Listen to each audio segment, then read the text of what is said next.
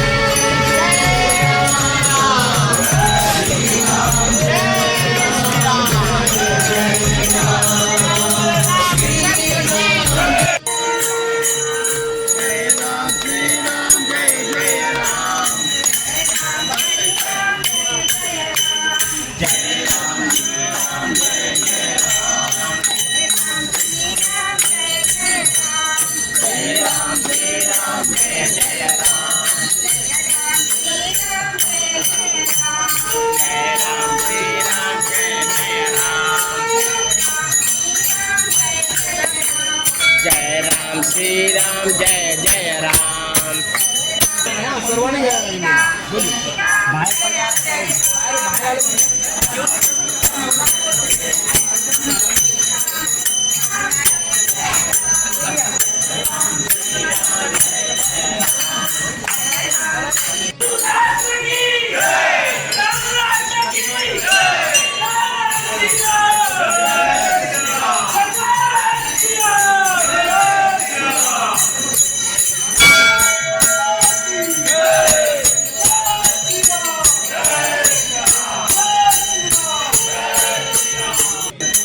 जय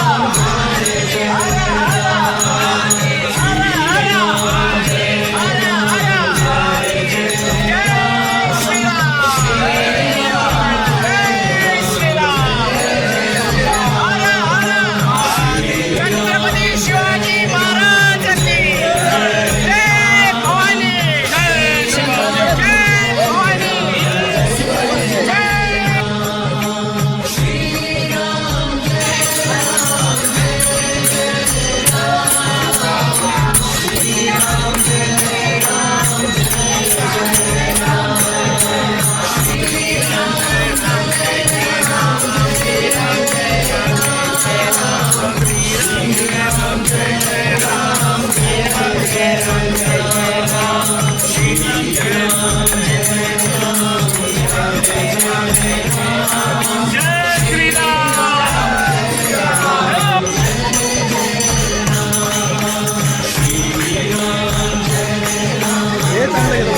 तुमच्या माणसांनी झेंडा घेतला